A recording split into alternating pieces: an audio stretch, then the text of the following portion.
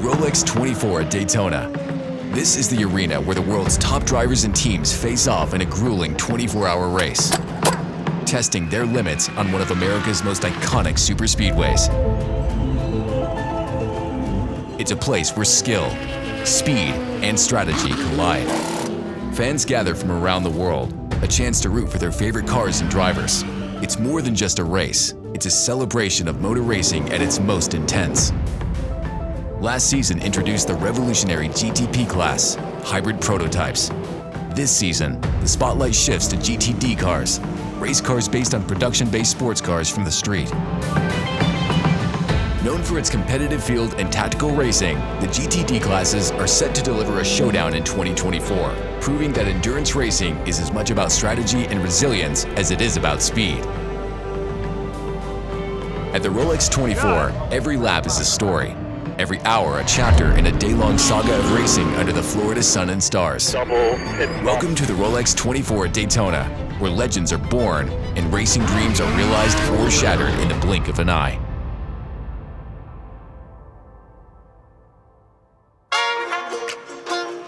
The Daytona course is a tale of two arenas of battle. Beyond the high-speed banks, drivers must navigate the intricate infield, a test of skill and strategy. Teams are tasked with optimizing their top speed on the banks, while also strategically managing their Michelin tires for sustained performance. The mix of high-speed banks and the technical road course creates a unique battlefield. The GTD field features 26 competitors across two classes, GTD Pro for the pros, and GTD for amateur drivers paired with professionals.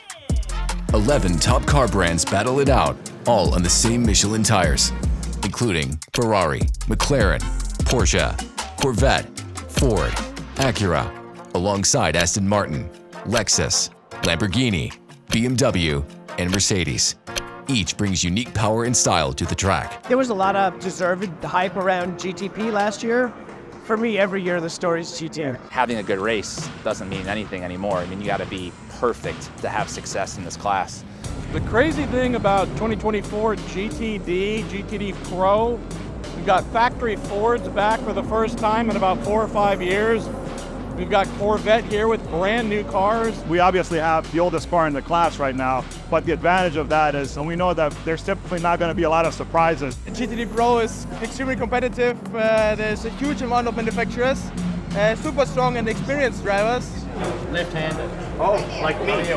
Everyone fast is left-handed. Yeah, absolutely. When you look at the lap times in practice, everyone is incredibly close. The GT level of competition right now between all the manufacturers, the quality of the teams, it's as good as it's probably ever been in IMSA. It's ridiculous. So naturally we get to qualifying, and the one thing we all predicted that was going to happen, Rexy going to be on pole. No, nobody was thinking that, and I don't know why. You feel totally stupid afterwards. You're like, Seb Prio, the world's most tested sports car performance vehicle, the best livery in the history of Earth, and a great little team. Like, seriously. Seb and me, we're quite young. What are you talking about? Lytle is also young, but he has more experience. And I guess he's a bit calmer. Also, going up the safe goal.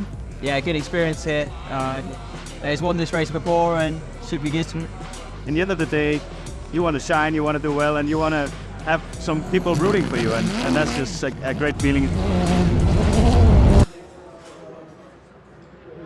Received a letter of best wishes and good luck from a 12-year-old boy from France, a huge fan, and he would like us to use this logo in the car, but we can't because we have the NART logo. But we'd never deny a good luck wish, so instead we have his own signature, that's his own writing, and we made a sticker, and he's in the car because we cannot deny a wish of good luck. So he's on board with us for the entire time.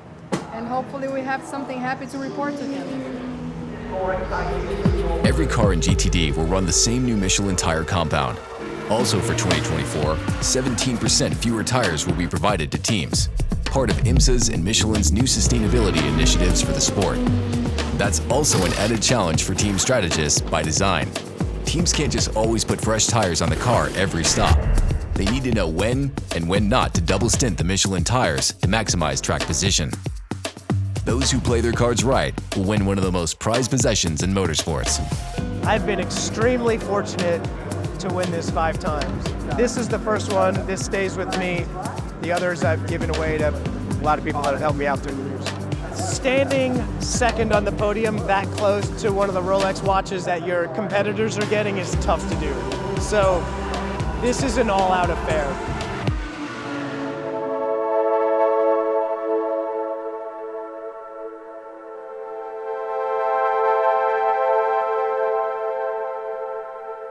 Who are you cheering for this week? No, it's not. You say the number 9. I'm just standing Thanks, guys. Have a good one, Mike. Good luck. This is officially breaking the attendance record for a Rolex 24 at Daytona. So it's crazy how many fans are here. Great to have you on board. Hey, great to be here, man. It's been a blast so far. Last year, Pfaff Motorsports was a Porsche team. This year, they're behind the McLaren GTD Pro effort, a new car for them with some extreme talent behind the wheel, including Indy 500 winner and former F1 driver Alexander Rossi and IndyCar driver James Hinchcliffe. The team had a rough start to the season as their McLaren had various technical issues. Yeah, it's totally different atmosphere. It's insane. Having to swap out and share stuff, not really used to it, but excited to attend my first Rolex 24. This year's Rolex 24 features a unique presence. Renowned film producer Jerry Bruckheimer serving as Grand Marshal. Alongside him, actor Brad Pitt is on location shooting an upcoming racing film with an added twist of a movie car competing in the race.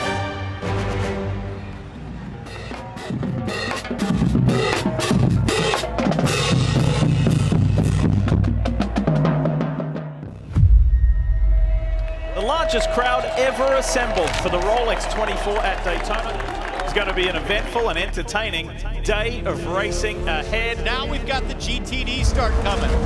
You're going to go green. Get ready. Michael Christensen in that bright green Porsche on the right-hand side. Green. Your teammate on your corner. Behind Ben Barnicoat in the Lexus. It's both the Vassar Solomon machines pouncing on that Porsche. All clear, taken. You target with that pace, that is very, very good. Got Mike Conway raging, going hard in the Lexus RCF GT3. Their success formula, getting that championship last year, wasn't about raw speed. Across the full breadth of a championship, they were the most efficient. That propelled them to the title. We're always looking at each other to improve, and that's forced all of us up and down this garage to improve our pit stops, improve our strategy, and just try to figure out those small incremental gains in order to be able to beat people.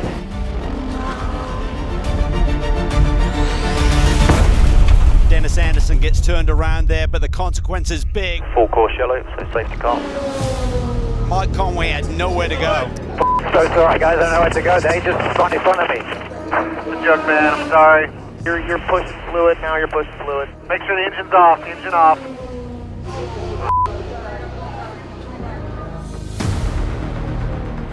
Oh, he just got out of control.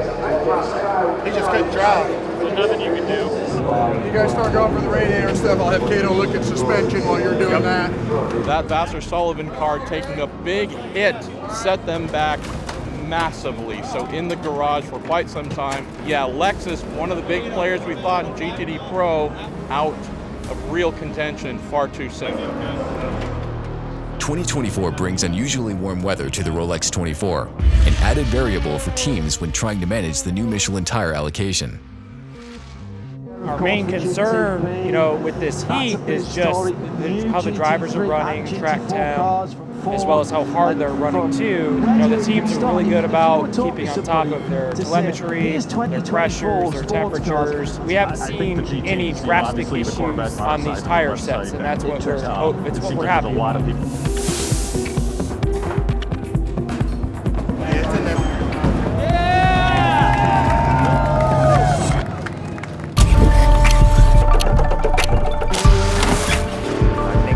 Our mode is attack mode. I think that's how you get this done.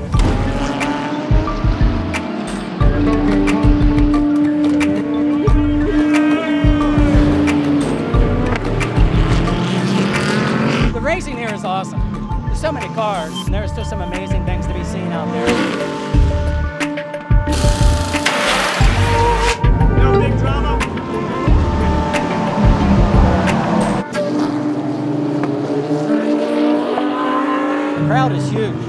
The crowd is huge.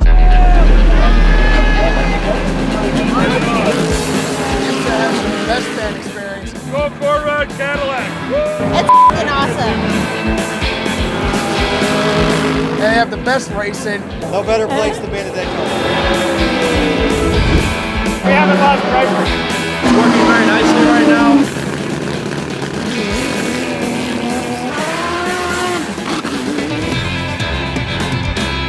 The other partier, he's been here way too long. Go, go, go, go, go, go. Clear fast, clear fast. 60 cars leaving pit now. They'll all be on cold tires. Big push here. Don't push for the position too much. We'll extended these tires throughout the test and the roar. We've had very good wear on the right front.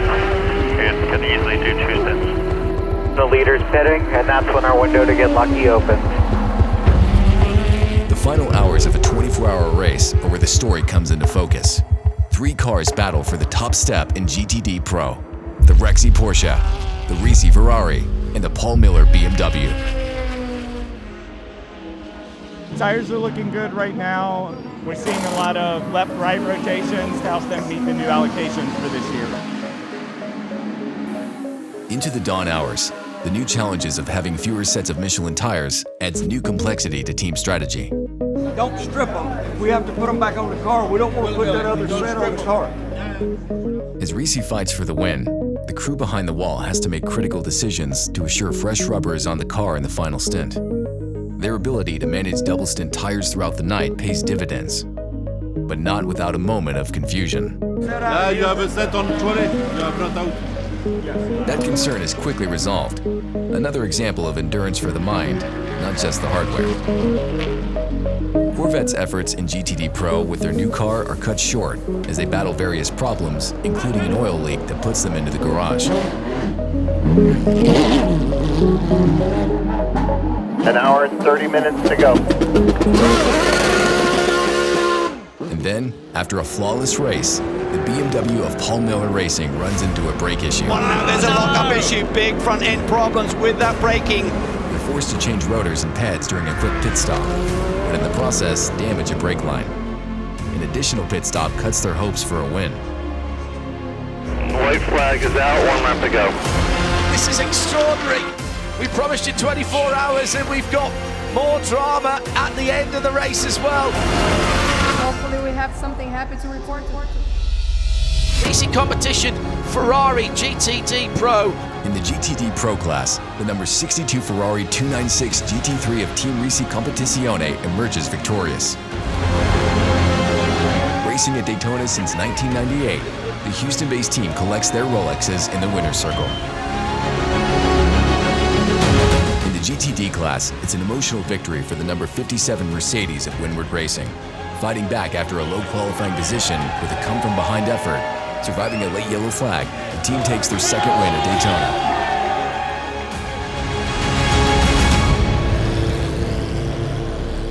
And with that, the points are on the board for both the GTD Pro and GTD classes.